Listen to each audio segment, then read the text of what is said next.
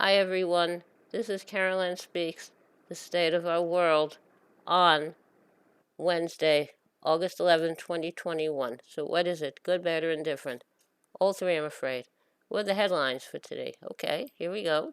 Governor Cuomo resigns after sexual harassment probe.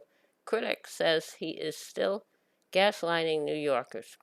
A petty tyrant with too much power. That's how former Cuomo rival Zephyr Teachout responds to resignation. And the end of neoliberalism. Representative Ro Khanna hails historic $3.5 trillion budget plan. Taliban's sweeping offensive in Afghanistan was inevitable and stems from brutal U.S. war. 20-year war. Okay, that's the major headlines. Now, what else do we have? Senate Dems approve $3.5 trillion budget hours after passage of bipartisan infrastructure bill plan. Yes, thank you. Governor Andrew Cuomo resigns and continues to face ongoing probes and possible impeachment.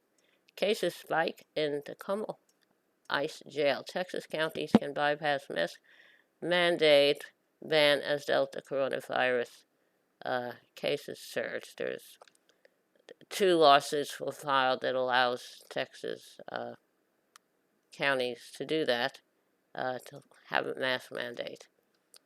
Now, coronavirus surges in Mexico, and Bangladesh launches a Rohingya refugee vaccination drive. The Rohingya are from Burma, and they were treated very poorly. They were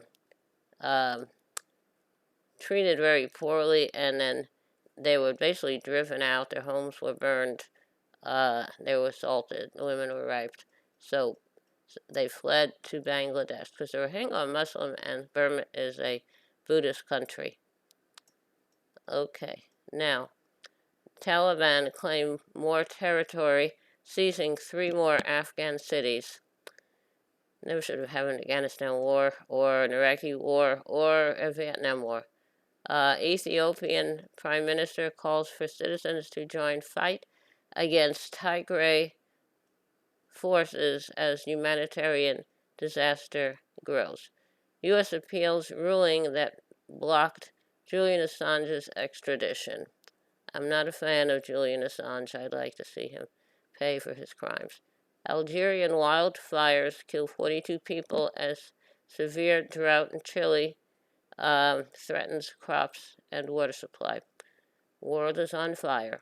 Lawsuit against Biden admin details abuse, neglect of migrant children at Texas facilities. Texas law enforcement could start arresting Dems who fled the states who blocked voter suppression bills. United States Postal Service to start slowing down United States Postal Service to start slowing down deliveries, but then it goes and grants a major contract of $120 million worth to a company tied to Postmaster General DeJoy. Okay, we have Biden as the president now. He has gotten new members elected to the board and governors of the post office. So why can't they get rid of DeJoy? DeJoy is a disgrace. Australia will pay reparations to Indigenous people taken from their families as children. And Australia, the Indigenous peoples are the Aborigines. And I don't know why it is that the British Empire doesn't like Indigenous peoples.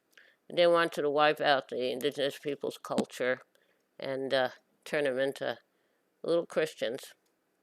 Okay, the Pentagon will require all military personnel to get vaccinated against coronavirus. Florida reopens schools with masks optional as state becomes coronavirus epicenter. Canada reopens its border to vaccinated U.S. travelers. Okay, 1 second.